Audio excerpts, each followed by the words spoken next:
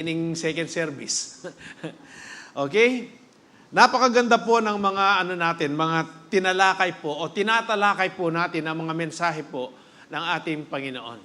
Ano po? Ito po ay nakapagbibigay ng kagalakan, ng encouragement, yung lumalakas po yung ating kalooban kapag nandun po tayo na tayo ay nangihina. Ito pong mga mensaheng ito po yung nagbibigay sa atin ng kalakasan upang lalo pa po tayong magpatuloy na maglingkod sa ating Panginoon. Yung ibigin pa natin ang ating Panginoon. Katulad po ng kanyang inutos yung commandment niya, love the Lord thy God with all your heart, soul, mind, and strength. And love your neighbor as yourself. Ito po ay napakagandang mga mensahe. Kaya po 3 linggo na po natin pinag-aaralan ito. Ano po yung believers with unfailing faith. Sino po ang naniniwala dito?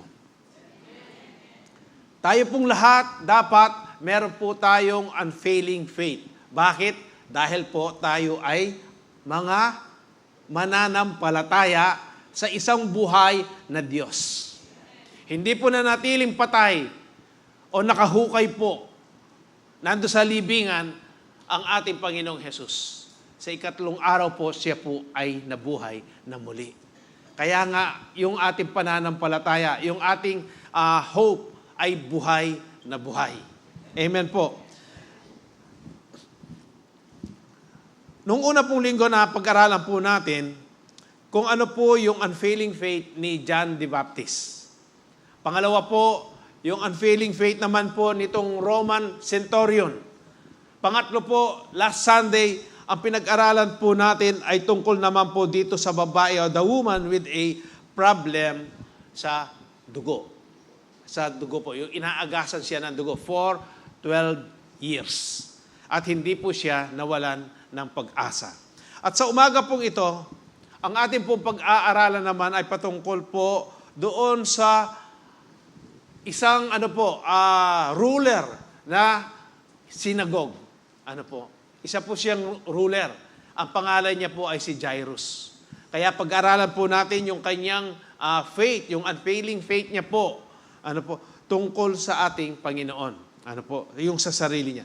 Tingnan muna po natin kung ano ba ang synagogue. Marami po sa atin, hindi po natin masyadong napipicturan o nauunawaan kung ano yung synagogue.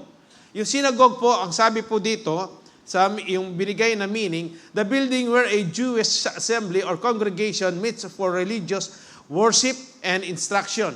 A Jewish assembly or congregation. Dalawa po yung tawag nila dito, yung synagogue o temple. Pag sinabi pong temple, noon, ang pinakamalaki pong temple na ginawa, yung pong ginawa ni Solomon. Yung po yung temple. Kaya po, sa atin, sa kapanahunan po natin, yung mga sinagog, kaya kapampangan po, detang malating pisamban, detang bisitas. Yan po yung mga sinagog. Kaya nga po dito, ito po kung saan nagtatrabaho o naka-assign itong si Jairus. Tingnan po natin kung ano po yung trabaho ng isang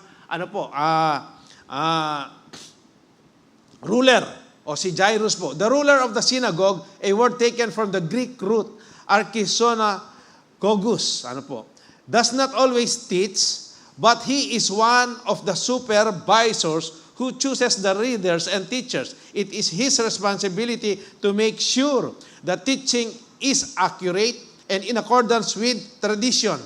He very well may have been the one who allowed Jesus to teach in Mark chapter 1, verse 21 to 28. Yan po yung trabaho ng isang ruler sa synagogue po. Yan po yung trabaho ni Jairus. At tingnan naman po natin, ano ba yung ibig sabihin ng Jairus?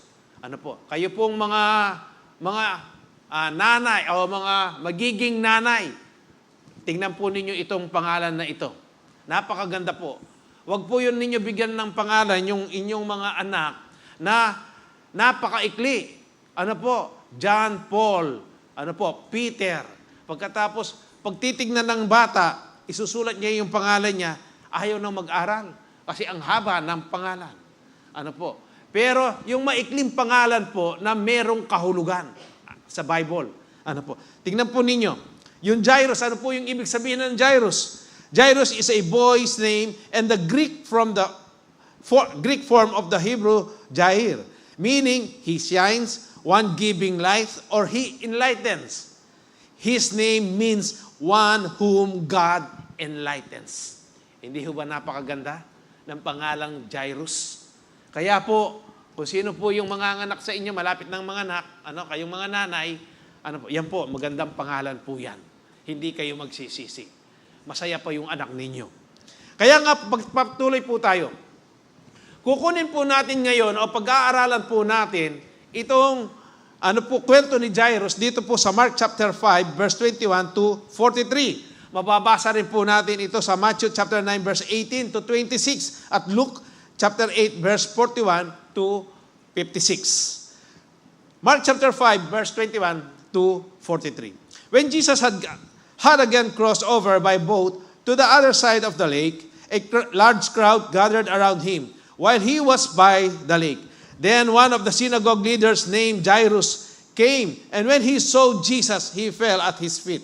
He pleaded earnestly with him, "My little daughter is dying. Please come and put your hands on her so that she will be healed and live." So Jesus went with him.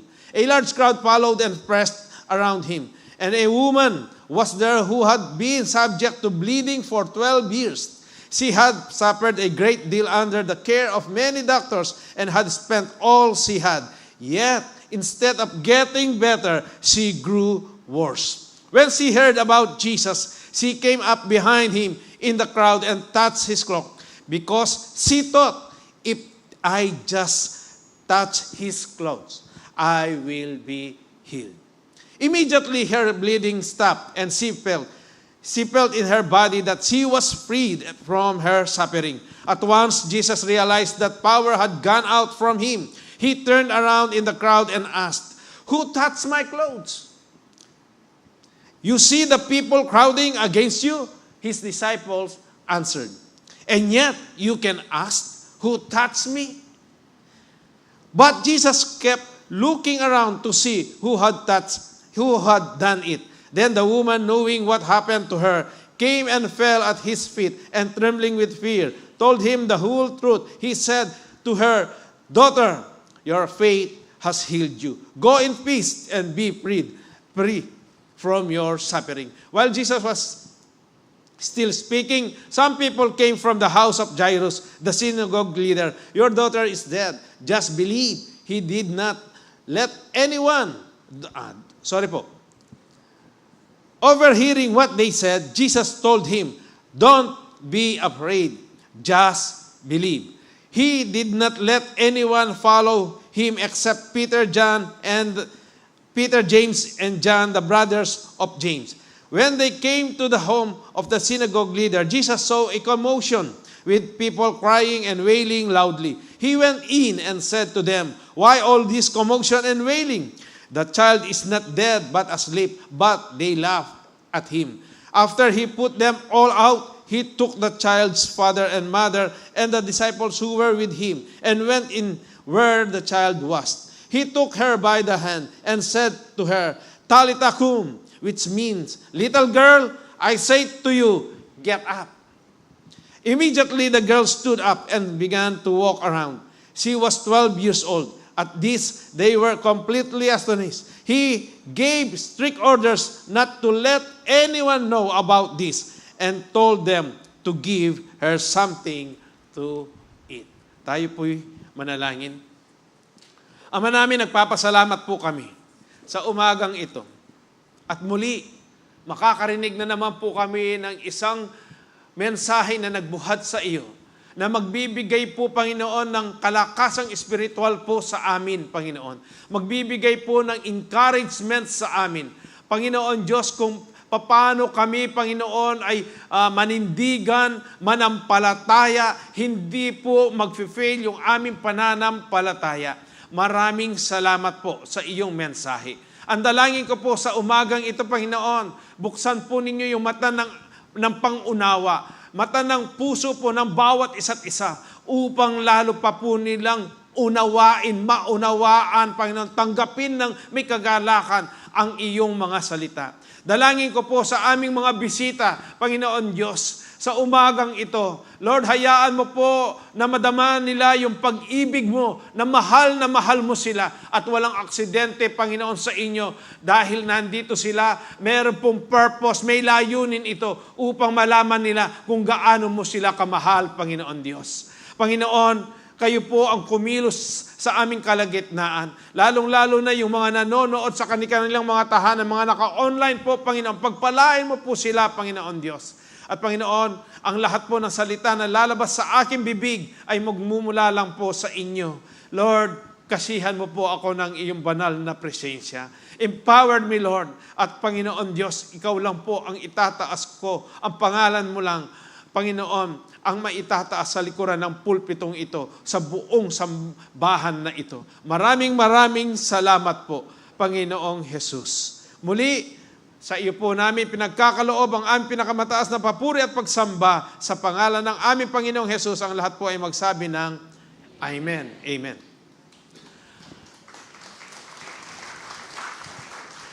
Ang kwento pong ito, kung babasahin po ninyo yung chapter 4, yung nauna pong mga kwento rito, si Jesus, galing po siya doon sa Jersen, isang lugar po, kung saan siya nagpalayas ng masamang espiritu doon sa isang lalaki. At dito ninyo malalaman, yung mga pinalayas po ng mga demonyo ng ating Panginoong Jesus, nakiusap po sila na lumipat sila doon sa mga baboy. Kaya po, noong nangyari po yon, nabalitaan po nung buong lugar doon. At pinuntahan po nila si Jesus. Nakiusap po sila, umalis muna po kayo dito sa lugar namin. Himbis na matuwa sila, pinaalis nila si Jesus. Kaya po, ang nangyari dyan, sumakay po ng bangka si Jesus, pumunta po sa ibayong dagat, sa kabila lugar. Dito po mag-uumpisa yung ating kwento. Kung paano si Jairus had an unfailing faith in God because he forgot his reputation and fell down at Jesus' feet. Kaya nga, kanina po, pinag-aralan natin o tinignan po natin, ano ba yung isang synagogue leader? Siya po yung pumipili kung sino yung magsasalita. Siya po yung pumipili o pinakikinggan niya kung tama nga yung itinuturo nitong tagapagturo. Talagang pinakikinggan niya. Yan po yung trabaho ni Jairus. Kaya nga, kilala siya doon sa kanilang lugar. Na merong katungkulan sa isang sinagoga. Kaya, ang isang tao, kapag meron pong katungkulan yan, ang tingin ng mga tao po dyan, respetado sila. Respetado ka. Tama po ba? Kapag meron kang katungkulan. Yung barangay tanod lang nga barangay tanod lang yan. Pero nire-respeto po natin sila. Bakit? May posisyon sila sa barangay. Tama po ba? Kaya ito, mas maigi po o mas mataas po yung respeto na ipinibigay po nila kay Jairus. Pero dito po, sa Mark chapter 5, verse 21-22, paano ba kinalimutan ni Jairus yung kanyang reputasyon bilang isang synagogue ruler? Bilang isang tao na merong posisyon sa kanilang barangay o sa kanilang lugar. Basahin po natin ang chapter 5, verse 21-23. When Jesus had again crossed over by boat to the other side of the lake, a large crowd gathered around him while he was by the lake. Then one of the synagogue leaders named Jairus came, and when he saw Jesus, he fell at his feet. He pleaded earnestly with him, "My little daughter is dying. Please come and put your hands on her so that she will be healed and live." Ang sabi po dyan, then one of the synagogue leaders named Jairus came, and when he saw Jesus, he fell at his feet. Alam po ninyo, pag dumarating, pumupunta si Jesus sa isang lugar po, marami pong fans yan. Hindi lang po 50, hindi lang po 100. Umaabot po yan mahigit sa 1,000. Kaya nga, noong bababa si Jesus sa bangka na kanyang sinasakyan, sa may dalampasigan, sino na po ba yung nakasakay na ng bangka dito? Tapos dadaong po yan sa dalampasigan. Hindi ba? Depende po yan. Kung low o high tide. Pag high tide, malapit ka na lang doon sa pupuntahan mo. Pag low tide, malayo-layo. Ano po? Doon sa malayo-layo pa yung lalakarin mo. Kaya po dito, nung bumaba si Jesus, natural, kung ito po yung bangka na sinasakyan niya, bababa siya, natural dyan may tubig pa. Tapos yung mga tao na napakarami nasa harapan na niya, naghihintay na. Ngayon, itong si Jairus po, na isang synagogue ruler, dumating po yan. Hindi po natin alam kung paano siya. Kung maraming tao na po yan, siguro, pinatabi niya. At pagka dating niya sa harapan ni Jesus, lumuhod po siya. Ang sabi, natural, isa kang, may posisyon sa inyong lugar. Pagkatapos, ginawa mo yan. Magtataka lahat yung mga nakakakilala sa iyo. Lahat nung mga nandyan, mga tao, siguradong kakilala nila si Jairus. Ninanuyayin kaya kaming leader. Bakit po ito ginawa ni Jairus? Natural po, si Jairus, nandito siya sa kalagayan na yung kanyang anak na babae ay nandun po sa bingit ng kamatayan. Ang isang magulang po, lahat po ng mga magulang, makakapag-relate po kayo. Kapag ang mga kanya-kanya po nating mga anak may nangyari o may sakit sila, kahit na pong karamdaman yan, sabihin natin grabe, itong kay Jairus, grabe na ito dahil malapit nang mamatay, nasa kamatayan na yung anak niya. Kaya nga, ang isang magulang gagawin niya ang lahat ng makakaya niya, magagawa niya para lang maligtas ang kanyang anak. Tama po ba, mga magulang? Ang mga magulang, hindi po nila matitiis ang kanilang mga anak. Pero sa panahon natin, yung mga anak po natin, matitiis nila yung kanilang mga magulang. Dakal na po kasing balasubas, anak ngeni. Mga siya sa buntok, kareng anak ngeni kayang kapanahunan tamo. Depo, nakatapos lang ng kaunti, parang sila na yung hari ng mundo. Kapag nagsalita na po sila sa kanilang mga magulang. Tayo ng mga magulang, meron po tayong bahagi dyan. Kasi hindi natin sila dinisiplina. Ayon doon sa pagdidisiplina na sinasabi po itinuturo ng salita ng Diyos. Na kasi mamarog ngeni eh.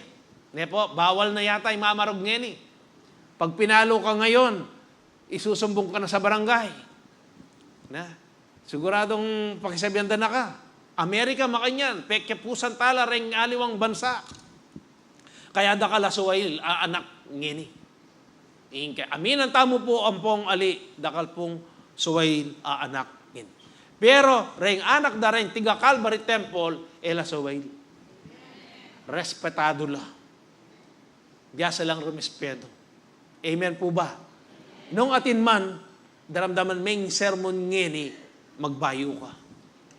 Magsisi ka. Manyad kang tawad. Amen po ba, mga anak? Tandaan na nyo, ala na ko nga kita diwang inda, ampong tatang. May atong laren. Amen po ba? Kaya po dito, si Jairus po, hindi na niya po pinansin o binigyan ng halaga kung ano yung posisyon niya. Kung siya man ay synagogue ruler, ang ginawa niya po dahil nangangailangan po siya. Alam niya, itong Jesus na ito, nababalitaan din niya, na itong Jesus na ito, nagpapagaling ng may karamdaman. Yung bulag nakakakita, yung pipi nakakapagsalita, yung bingi, nakakarinig, yung lumpo nakakalakad, yung patay nabubuhay po muli, anumang klaseng, yung karamdaman. Si Jesus, napapagaling niya, nagagawa niya. Kaya ito, ganyan na lang kadesperado si Jairus po.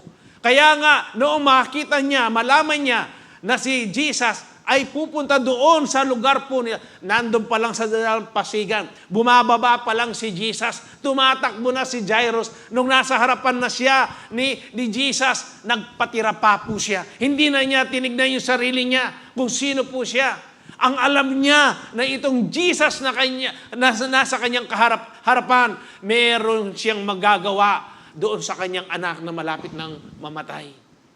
Kaya nga po, dito pinapakita po na yung pananampalataya ni Jairus, talagang na-develop po.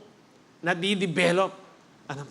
Noong pong kapanahunan ng mga taong ito, sila Jairus po, o yung mga Hebrew, kapag si Jesus po ay nag-preach, nagsishare, nagtuturo, at marami po yung naniniwala, pero tikom po yung kanilang bibig. Hindi po nila masabi na, ay, yako born again ko, yako tiga Calvary Temple ko, yako anak na ako ning mabiyeng Jesus. Hindi po nila masasabi yon. Mabibigkas. Bakit po? Dahil yung mga Pariseo, yung mga Saduseo po, lagi nakabantay yan. Tignan po ninyo yung kwento dito sa John chapter 12, verse 42 to 43. Many people did believe in Him. Kanino po sila na naniniwala? Kay Jesus. Dahil kung babasahin po ninyo ang John chapter 12, marami pong ginawang himala ang Diyos diyan. Marami po yung mga naniniwala, pero tikim po ang kanilang mga bibig. Kaya ano po ang sabi? However, including some of the Jewish leaders, kahit na mga leaders po yan, naniwala po sila kay Jesus. But, ito po yung problema, they wouldn't admit it for fear that the Pharisees would expel them from the synagogue, for they love human praise more than the praise of God. Natatakot po sila pag sinabi nilang, ako born again ako maniwala ako kay Jesus, ma-expel na po, matiwalagla. Wari ating religion, kaya katamo, isang may naliwala kay, itiwalag dala, lako dala. Dito po, napakahalaga sa kanila yung member po sila. Dito sa sinagog na ito, yung fellowship po nila, napakahalaga. Kaya tikom ang kanilang bibig. Hindi nila maisigaw, praise the Lord, hallelujah. Maganakayang Ginoo in Diyos. Da managawa. Maniwala lang, maniwala lang. Kasi natatakot po silang matiwalag sila. Kaya po dito, si Jairus, hindi na niya inalala yon. Alam niya, mayroong nagmo-monitor sa kanya. Alam niya kung ano mangyayari. Siguradong matitiwalag siya. Pero hindi niya po inantala yun. Kung ano yung nasa kanyang puso. Alam niya, itong Jesus na to, kaya niyang pagilingin yung kanyang anak. Binaliwala niya po lahat yung karangalan na yan. Alang-alang sa kanyang pananampalataya kay Jesus. Tayo po, kakain lang tayo sa labas. Sa Jollibee, sa McDo, ano mang kainan yan. Manalangin na ka. Sige, makakanyang kaging lamesa. Ginoo, dakal po salamat kayong pamaga namin. Tama ka niyan? Marinaya ka ba? Pasalikod ka pa pamamahangati. Napangkay na ay boses. Bangira damdaman din ang kasiping mo. Pero ako po, pag pumupunta ako sa lumalabas po kami, ako mapagmasid ko, tinitingnan ko po lahat ng mga nakaupo, lalo na yung mga nauna sa amin. Titingnan ko yan. Pag nandiyan na yung pagkain, kung mananalangin o hindi. Pag nanalangin yan, alam mo yan, born again la, ere pa ka rin eh. Marami na pong gumagawa niyan, pero marami din po yung nahihiya. Tandaan po ninyo, kapag kinahiya ninyo ang ating Panginoong Jesus dito sa lupa, ikakahiya ka niya rin sa harapan ng kanyang Ama. Kaya dito pa lang po, i-practice na po natin. Ilakota na po itang dine-dine. Putang mamangulisak ka, mamalmura kaya ka marine. O bakit ngayon binayo na kaning Ginoo, ngayon binago ka ng ating Panginoon, hindi mo magawa? Nagpapasalamat ka lang. Masama ba yung manalangin bago ka kumain? Kahit nasa publiko? Dito lang po sa church. Kristiyano tayo, born again tayo nga, para-pareho tayo mananampalataya. O bakit na nga liwakya kayo, ela pa makapagtasgamat? Marini ako pagka-resiping nyo?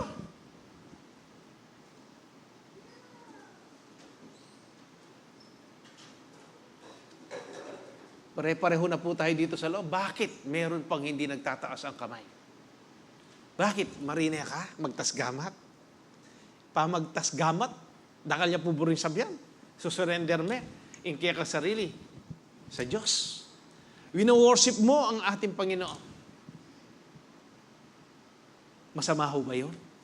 Si Jairus po, may katungkulan pero hindi niya inantala yung kanyang posisyon.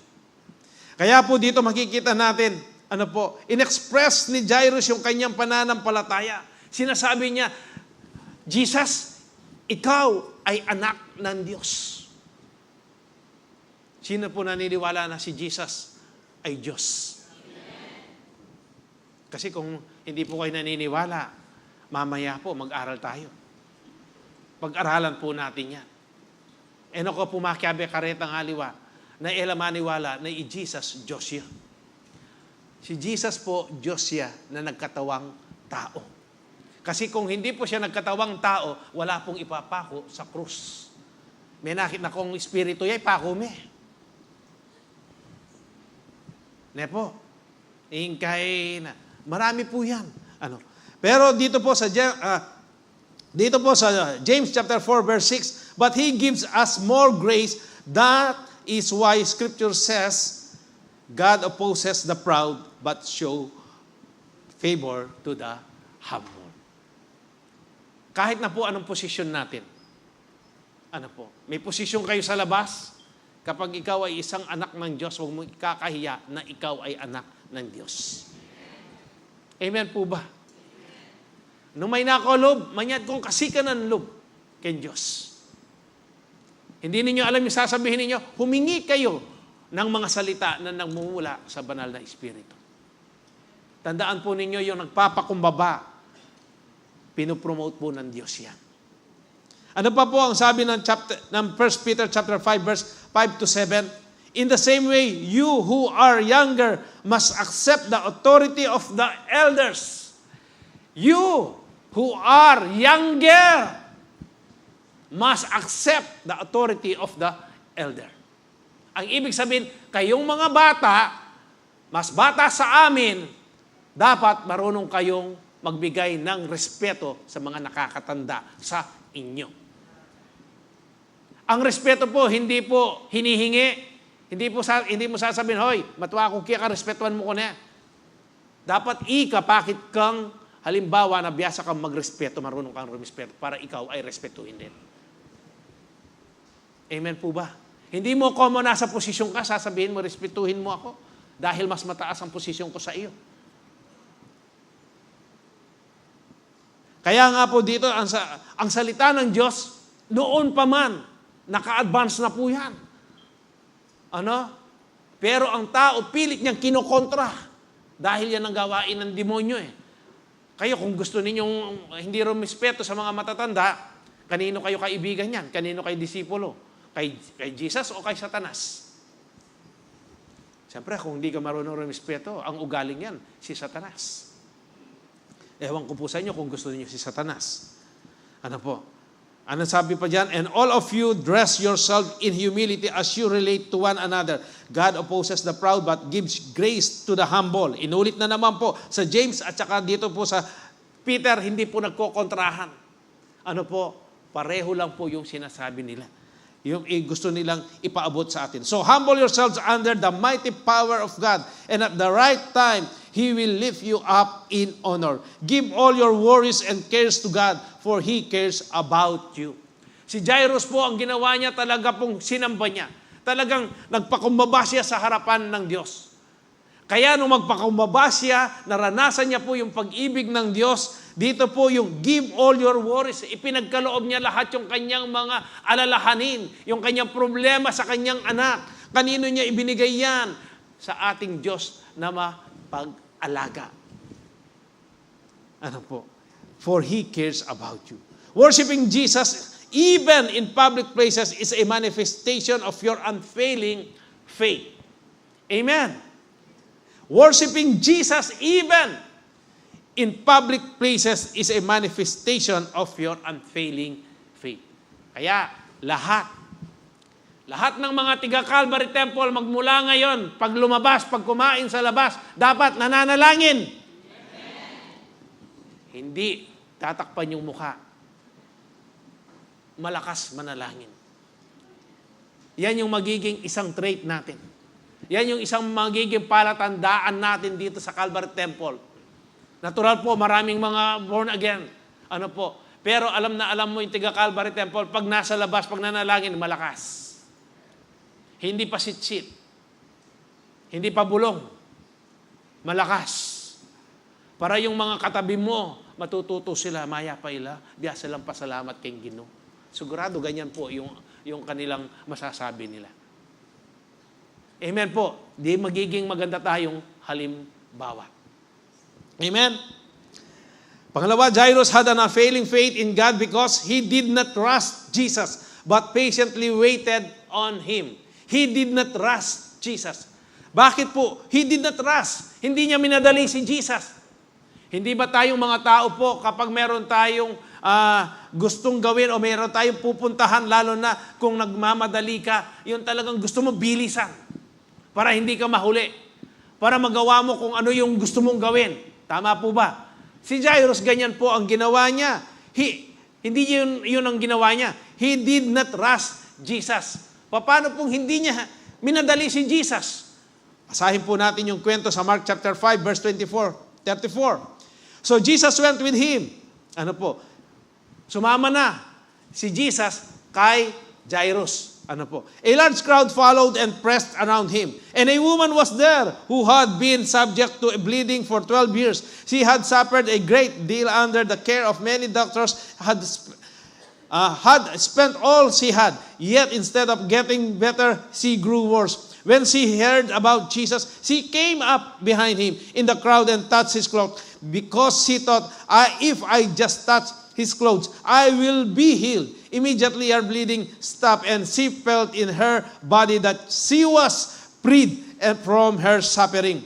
At once Jesus realized that power had gone out from him. He turned around in the crowd and asked, "Who touched my clothes?" So you see the people crowding against you. His disciples answered, "And yet you can ask, 'Who touched me?'" But Jesus kept looking around to see who had done it. Then the woman, knowing who had happened to her, came and fell at his feet, and trembling with fear, told him the whole truth. He said to her, "Daughter, your faith has healed you. Go in peace and be freed from your suffering."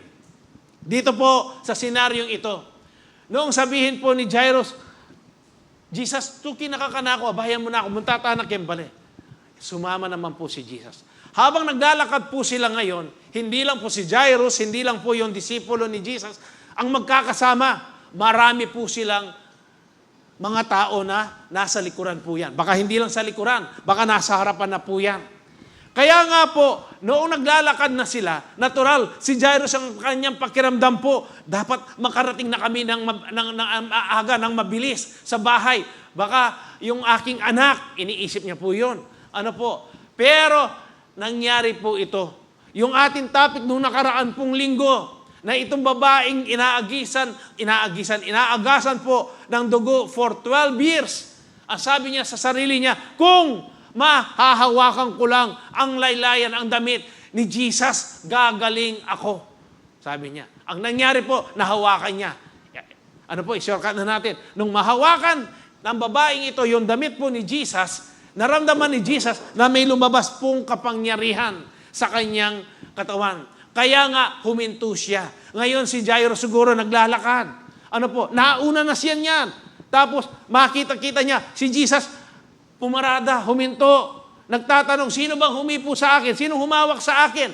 Si Jairus, siyempre, ang iniisip niya yung anak niya. Ano po, nakatayo siya, tinitignan niya si Jesus ng ganyan. Siguro may pakali, durot-durot na yung maka niyan. Nagtanong pa na naman si Jesus, sino yung humawak sa akin? Narinig ng babae. Yung babae na nagdurugo for 12 years. Jesus, ako po yun. Ayun, nagkwentuhan pa sila.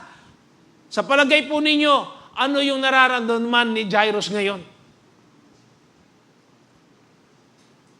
Siguro, kung tayo po, lalapitan, Jesus, wari, first come, first serve. Minuna ako kayo Minuna ko kaya, Jesus. Kanina, mamaligwata mo yan, maglakad tamo mo, ala naman kay blue taxi. Ala naman Grab. Tara na! Ana na siguro pong Jairus. Noong ita mo pala. Pero Jairus po, makatalaki diyan, lalawin niya mo Jesus. Pakiramdaman na mo rin eh. Dahil may sasabi. Kaya po dito, patiently waited on Him. Sabi po dito sa pamagat po ng ating pinag-aaralan. Pero dito po natin makikita na si Jairus po, kahit na nandun na yung serious na, yung kanyang anak na babae, nirespeto niya pa rin po yung ginagawa po ni Jesus. Alam po ninyo, tayong lahat, meron tayong mga pangangailangan na napaka-importante. Pag inilapit natin sa ating Panginoon, yung mga pinipresent po natin yung ating mga pangangailangan, madalas gusto natin bilisan eh. No, yung makakita tayo kagad ng milagro, Lord, ngayon na po. Lord, give me patience. Ito lagi natin ginagawang katatawanan eh. Lord, give me patience right now. Doon pa lang sa paghingi po mo, alam na ng Diyos kung ano yung nasa puso mo eh. Nagmamadali ito. Sige, patatagalan ko lang ng konti. Tapos ano mangyayari? Naiinip ka. Pero si Jairus, hindi po. Nirespeto niya yan. Kaya nga, dito po sa Lamentation, tingnan po ninyo ito. Sa Lamentation chapter 3 verse 25, the Lord is good to those who wait for Him, to the soul who seek Him. Yung wait po sa ibang salin, hope. Talaga po dapat. Kung tayo po ay may pangangailangan sa ating Panginoon, huwag po natin gawin na magician ang Diyos. Lord, kailangan ko po ng pagmatrikula ng aking mga anak. Ang inaasahan mo ba? Ding! Lord, yung 15,000. Ding! Ayan ang 15,000. Hindi po. Di ba? Karamihan, pag nanalangin tayo ng ganyan, katatapos mo lang manalangin, punta lang ko niya mo siguro yung Bumboy. Punta lang ko niya siguro yung kana ko siping pala. Naman masakit kasabi. Di ba? Nagmamadali tayo kaagad. Doon sa kasagutan na hinihingi natin sa ating Pero si Jairus po, nanatili po siyang kalmante. Nirespeto niya po si Jesus, yung ginagawa niya. Meron po dito sa Romans chapter 5, verse 3. Babasahin ko po sa Tagalog. Kung po pwede po sa English, i-package siya po. Pero basahin ko po sa Tagalog. Ang sabi ng Romans chapter 5 verse 3, at nagagalak din tayo kahit na dumaranas tayo ng mga paghihirap dahil natututo tayong magtiis. Alam natin na ang pagtitiis ay nagpapabuti sa ating pagkatao. Ano pa ang sabi? At kung mabuti ang ating pagkatao, may pag-asa tayo na makakabahagi tayo sa kadakilaan ng Diyos. Dito po sa senaryong ito, natuto po si Jairus na magtiis. Magtiyaga. Kaya nagtiis siya, nagtiyaga siya. Dito po nabibil yung karakter po natin. Kaya nga pag marunong kang magtiis, magtiyaga, yung karakter mo, yung pag-uugali mo, nabibuild po yan, nababago. May nababago dyan. Kung dati, magsabi-sabi na ka, ngayon, hindi ka na nagsasabi-sabi. Nagpupuri ka na sa ating Panginoon. Lord, thy will be done. Lord, itapumukaburian nyo yung mangyari. Salamat po, Ginoo. Ganyan ka na ngayon. Nabibuild kasi yung karakter mo. Habang nagtitiis ka, nagtsatsaga ka. Si Jairus, ganyan po ang nangyari sa kanya. Kaya nga po, doon sa mga, yung mga talagang may hinihintay kayo ng mga kasagutan sa inyong panalangin, magpuri lang po kayo sa ating Panginoon. Manatili po kayong manampalataya sa ating Panginoon. Dito po si Jairus, talagang, kung tutuusin, siguro, Jesus, kanina makota na. Lakwan mo na yung babae ngayon, kinayap niya mo rin. Magpatuto niya mo eh. Magkwento niya mo, tara na, ingka na ako naman, inganak ko. Pero hindi niya po ginawa yun. Nirespeto niya po. Naghintay siya. At doon sa paghihintay niya yun, may na-develop sa kanyang sarili. Ano po? Sa Psalms chapter 37 verse 7, sabi po, be still in the presence of the Lord and wait patiently for Him to act. Amen po. Ulitan ke. Bala mo atay edibdam. Be still in the presence of the Lord and wait patiently for Him to act. Hintayin po natin yung kasagutan o kung ano yung gagawin ng ating Diyos doon sa ating mga kahilingan. Amen. Alam po ng Diyos yung ikabubuti ng bawat isa't isa sa atin. Alam ng Diyos doon sa kahilingan mo kung ikabuti mo yan o ikakasama mo. Alam ng Diyos. Kaya kapag ginawa mo yung sarili mong kakayanan, palpak ka. Pero kapag hinintay mo yung kasagutan na nagmula sa ating Panginoon, meron kang kapayapaan. Kaya si Jairus, mayroon siyang kapayapaan eh. Hindi siya nagmadali. Ano po? Don't worry about evil people who prosper or fret about their wicked schemes. Sa Isaiah chapter 40 verse 31, but those who wait on the Lord shall renew their strength. They shall mount up with wings like eagles. They shall run and not be weary. They shall walk and not faint. But those who wait on the Lord shall renew their strength. Naranasan po ni Jairus ito. Naghihintay siya. Nagtiis siya. Nagbata po siya. Sa atin po, marami tayong mga kahilingan po. Kung minsan, akala natin parang wala na pong nangyayari. Pero, meron palang ginagawa ang Diyos sa buhay po natin. Kaya nga, mga kapatid, huwag po tayo palainip. Huwag po nating gawin na pinangungunahan natin lagi ang Diyos. Kung may kahilingan ka, meron kang pangangailangan, gaano pa yan kahit na nasa ICU pa yung pinapanalangin mo. Be still, sabi po ng salita ng Diyos. Be still in the presence of the Lord. Habang ikaw ay mapayapa, sigurado may ginagawa na ang Diyos. Kung yung kamag-anak mo, mahal mo sa buhay, nasa ICU, meron nang ginagawa ang Diyos. Si Jairus, ganyan. Nanatili lang po siyang payapa. Meron na palang ginagawa ang Diyos doon sa kanyang anak. Kaya nga po, ano ang nangyari dito? Sabi po dito sa ating unfailing faith is trusting the timing of the Lord for your prayer request. Unfailing faith is trusting the timing of the Lord. Meron pong panahon yan. Meron pong oras yan. Alam ng Diyos, hindi po siya magkakamali. Alam ng Diyos ang kanyang ginagawa. Ang kailangan lang po natin, magtiwala po tayo. Panghawakan lang po natin ang salita ng Diyos. Jairus had an unfailing faith in God because, last po, he conquered fear by believing the word of Jesus. He conquered fear. Napagtagumpayan niya po yung takot na meron siya, na nararamdaman niya po. Tayo naman lahat po, tayo bilang mga tao, hindi po natin matatanggal ito. Kahit na tayo ay, yung mga iba nga, matatagal ng mga Kristiyano. Pero ang importante dyan, hindi dapat maghari ang takot sa atin. Kay Jairus, ganyan po. Paano niya na-conquer yung fear? Naniwala siya sa salita ng Diyos. Naniwala po siya sa salita ni Jesus. Ano yung salita na yon? Na sinabi ni Jesus kay Jairus.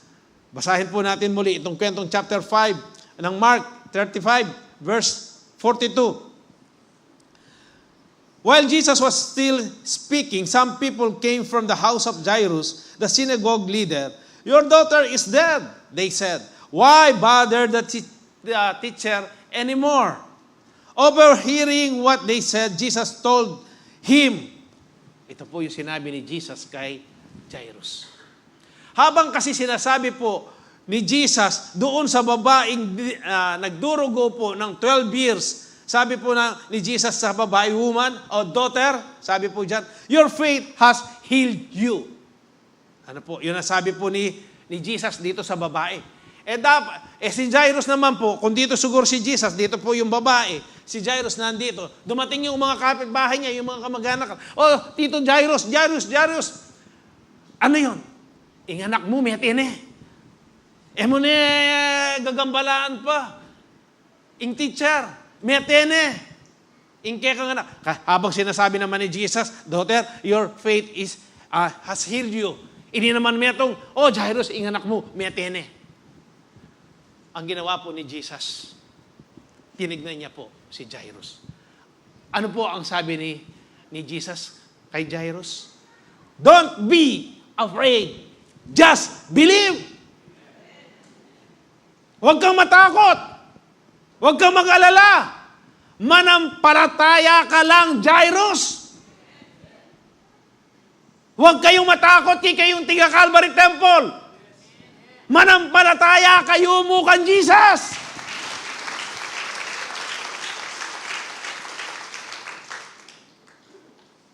Madalas, hinahayaan po natin na i-conquer tayo ng fear.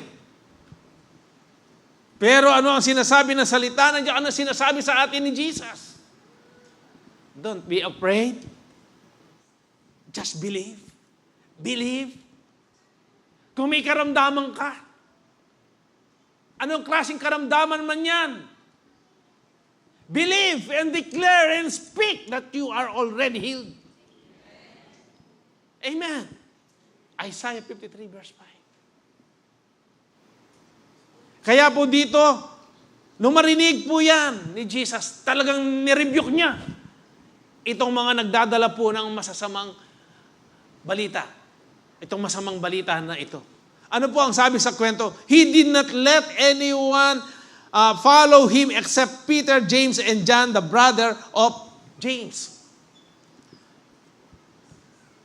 Sa atin pong sitwasyon, kapag ikaw mismo nanghihina ka, at pagkatapos pinuntahan ka ng mga kasama mo, mga kaibigan mo, na mahina rin yung pananampalataya, ano po mangyayari sa iyo? Lalo kang madidismaya. O tala kung ikuwang masalesya ka rin. Maiisip mo yun. Himbis na sikang ko, nanong pinyabira. Pero ito pong mga pinili ni Jesus, itong kanyang mga, bodyguard niya, si Peter, si James, at saka si John. Ito po yung mga tigasin. Kayang-kaya po nilang pinagtatanggol nila si Jesus. Kaya ito yung sinama niya. Kaya nga, ang sabi dito sa kwento sa verse 38, when they came to the home of the synagogue leader, Jesus saw commotions with people crying and wailing loudly. Patay na kasi yung anak ni Jairus. Sa panahon po nila, uso po yung nang aarkila ng mga umiiyak. Kaya nga, nung pagdating nila Jesus, talagang magulo. Pagkatapos yung iyak, hindi naman yung iyak talagang galing sa puso. Yung talagang namimighati. Kung hindi yung iyak na binabayaran yon. Kaya nga, pakasikan-sikan day eh. Para, para sulit yung babayad sa kanila. Kaya po, ano ang sabi dito? He went in and said to them, why all this commotion wailing and wailing? The child is not dead, but asleep. Nung sabihin po ni Jesus yun, ang batang babae yan, ang batang yan, hindi naman kasi patay yan. Buhay yan, natutulog lang. Ano ang ginawa po nila?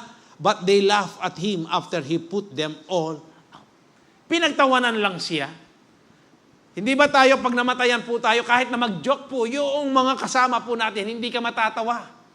Dahil nandoon ka sa kalagayang namimighati ka. Ito, hindi naman sila namimighati, kaya nagtawanan sila nung sabihin ni Jesus na hindi naman patay yan natutulog lang.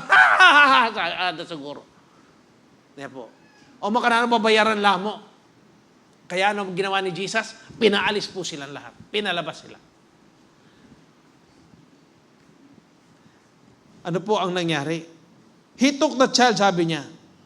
He took the child's father and mother and the disciples who were with him and went in where the child was.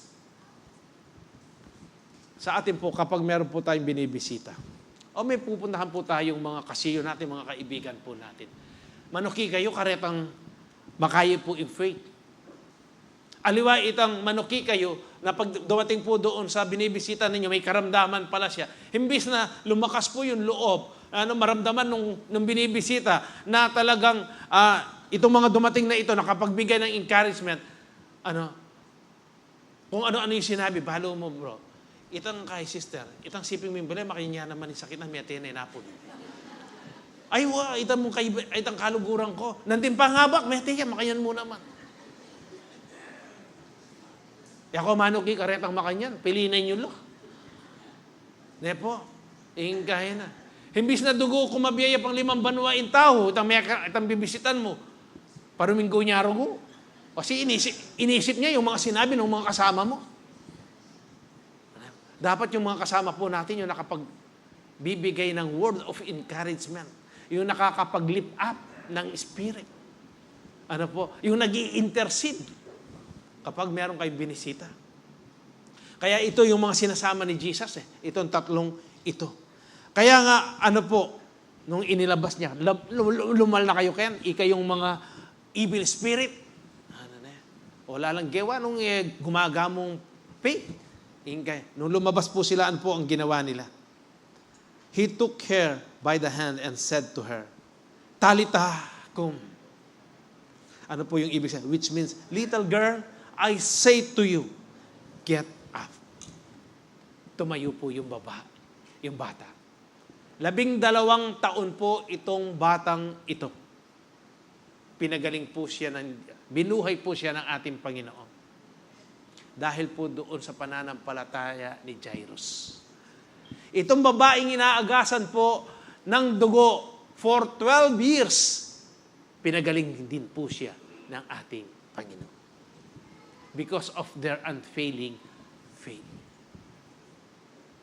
Kaya dito po makikita natin, si Jairus po, yung takot po na conquer niya. Hindi siya nagmadali. Hinayaan niya lang po kung ano yung ginagawa ng ating Panginoong Jesus. At doon po nagkaroon siya, na-develop po yung kanyang ugali. Alam po ninyo, hindi ba napakahirap po yung naghihintay, may pinag-usapan kayo. 10:00, tamumikit kay makanya na lugar. 11:00 na alayo. Imbalo na pala 10:00 ng bengi. Siguradong siguro kahit na 1,000 words, nakapagsalita ka na nun. Ni nano neman ini. 10:00 sabi mo, makanya nepo. Pero si Jairus, hindi po gano'n. Dito po nadidevelop yung ating mga kalooban, yung ating pag-iisip. Kapag may hiningi ka sa ating Panginoon, hayaan mo na ang Diyos ang kumilos. Maghintay ka lang. Amen po ba? Okay. It's never late until God says it's too late. Wala pong huli hanggang hindi po sinasabi ng Diyos na huli na. Sa Diyos po, laging advance yan. Wala pong huli yan. It's never over until God says it's over. God has the final say. Kahit na po anong sabihin, kung nagpatingin ka sa doktor, katulad po nung ako, nagpacheck up po kami ni Pastor John. Pareho ko yung matas presyon. Nepo. First time ko po yata, Mika, kaya na 170, 100. Ano po? Ako nabalo yung gawan ko, pero mga Lord, kinrate mo ko. Naman mata sa presyon normal Normal ko nga ako. Pero yung fear, sumisiksik po yan. Sinisiksik ng kaaway. Ayan, mag-maintenance na ka kanyan. Sabi ko sa sarili ko, aliko, ako mag-maintenance. Dinina na ako pong panulo ng doktor. Nanita, amglopopin. Nepo, ako masyado matanda ka rin panulo. Kebit kaya kita lamesa, Lord. Palo ko, magaling ko. Pegalingan mo na ako. Kasi may stress ko mo ako. May stress ko mo po ako. Kahit na kasi po may stress ko mo talaga.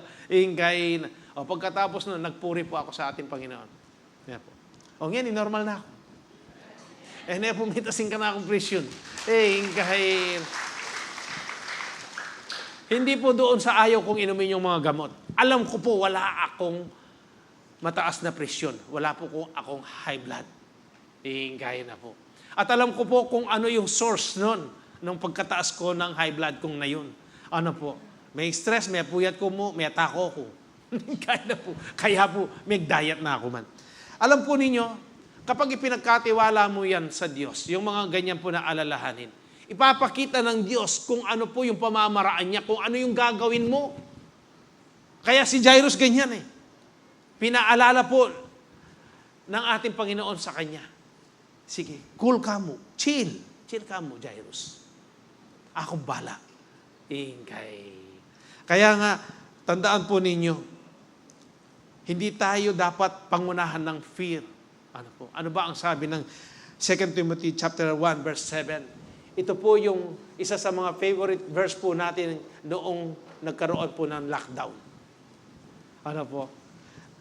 So do not fear. For God has not given us the spirit of fear and timidity. Ano po ang pinagkaloob niya sa atin? Power, love, and self-discipline. Self-discipline. Power, love, and self-discipline. Yan po ang nasa sa atin, ang pinagkaloob po ng Diyos sa atin. Kaya nga po, sa Isaiah 41:10, ano ang sabi? So do not fear, for I am with you. Do not be dismayed, for I am your God. Do you believe the word of God? So if you believe, declare and speak it to yourself. Amen po ba? Speak it, declare it. I-declare mo sa sarili mo. Hindi ako dapat matakot. Hindi ako dapat madismaya dahil kasama ko ang Diyos. I-declare po natin, speak po natin, paniwalaan po natin. Believe, declare, speak. Greater is He that is within us than he who is in this world. Amen po ba? Unfailing faith is trusting God even if your situation becomes worse and impossible to solve. Pastor, masakit siya po ata yan. Alang masakit kang Ginoo. In kailangan tamo mo, manimpalataya ka, maniwala ka mo. Amen po ba? Mangyayari po yung ating hinihiling. Mga kahilingan, mga request po natin sa atin. Ang kailangan lang ng bawat isa't isa sa atin. Maniwala ka, believe, declare, speak. Sabihin mo sa iyong sarili. Ano man po yung pinagdadaanan ninyo ngayon, manampalataya ka. Sinagot na ng Diyos yung iyong request na yan. Amen po ba? Unfailing faith is trusting God even if your situation becomes worse and impossible to solve. Sa Diyos walang imposible. Posible po lahat yan. Kung hindi makapangyarihan ang Diyos, yan bang mga bituin na yan hanggang ngayon? Nandiyan sa kanilang mga lugar? Kung hindi makapangyarihan ang Diyos, sana bumagsak na yung mga bituin na yan. Sa taong 2024, lahat ng mga bituin babagsak. Pwede niyang gawin yun. Wala namang imposible sa Diyos Pero hindi po. Pinakita niya yung pagmamahal niya sa atin. Hindi man tayo karapat-dapat. Ang kailangan lang natin, paniwalaan po natin na mahal tayo ng Diyos. Kayo pong mga first-timer, kayo pong first time ninyo na nakarinig na salita ng Diyos. Wala pong imposible. Kung ano man po yung problema ninyo, ano man yung kahilingan ninyo sa ating Panginoon, maniwala lang po kayo. Tatanggapin po ninyo yung kahilingan ninyo. Mahal na mahal po kayo ng ating Panginoong Jesus. Kayo pong mga bisita namin, mahal na mahal po kayo ng ating Panginoon. Hindi po aksidente na naririto kayo ngayong second service. September 22, 2024. Second service sa Calvary Temple, naririto kayo. Nakaguhit po yan sa palad ninyo. Na kayo ngayon ay nakarinig na salita ng ating Panginoon. Mahal na mahal po kayo ng ating Panginoon. Mararanasan po ninyo ang lalong pagmamahal ng ating Panginoon kung magpapakumbaba po kayo sa harapan ng ating Panginoon. Tanggapin po ninyo ang ating Panginoon bilang sarili niyo tagapagligtas.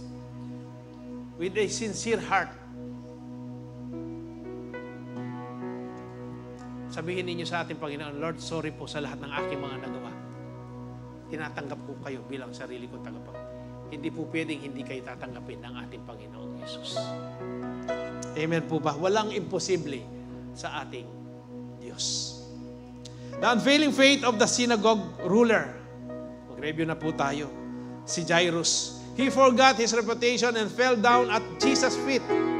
He did not rush Jesus, but patiently waited on him. He conquered fear by believing the word of Jesus. Psalms 34 verse 4. I sought the Lord, and He answered me. He delivered me from all my fears. Ito po yung sabi ni David. I sought the Lord. Ano ang sa Tagalog po yung I sought the Lord? Ako'y nanalangin sa Diyos, sa Panginoon. At ako'y Kanyang sinagot. Pinalaya niya ako sa lahat ng aking takot. Hallelujah. I sought the Lord. Saliksikin po natin ang ating Panginoon Jesus. Kaya po, lagi nating sinasabi dito, manalangin, matuto tayong manalangin. Dahil yan ang gusto ng Diyos. Kausapin po natin siya. Ano po yung problema ninyo? Magpakumbaba lang po kayo sa harapan ng ating Panginoon. Magpakumbaba po tayo. Hayaan natin, hintayin natin yung kanyang kilos. Paniwalaan po natin yung salita ng ating Panginoon. Mangyayari po yan kung ano yung salita ng Diyos sa buhay po ng bawat isa't isa sa atin. Mabuti po ang ating Diyos. Labis-labis po ang kanyang kabutihan. Mahayap yung Ginoo. Mahayap ya, tapat siya. Yung Ginoo, yung balang miya itong kikata. Jairus sought the Lord, and Jesus answered him, and He delivered him from his fear. Seek the Lord, and He will hear and answer you, and will rescue you from all your fears. Hallelujah! Pagpalain po ng Diyos ang kanyang banal at makapangyarihan na salita. Ang dalangin ko po sa umagang ito, hindi lang po yung pinakinggan natin o napakinggan po natin ang salita ng Diyos. Kung hindi habang pinakikinggan ninyo, inunawa po ninyo at dinala po ninyo dito sa puso ninyo. At pagkatapos, dahil buhay po ang salita ng Diyos, hayaan po ninyo itong lumago sa buhay po ninyo. Pamuhay po ninyo ang bawat salita ng Diyos na inyo pong naririnig. Hindi po kayo magsisisi. Katulad po ni Jairus. Unfailing faith.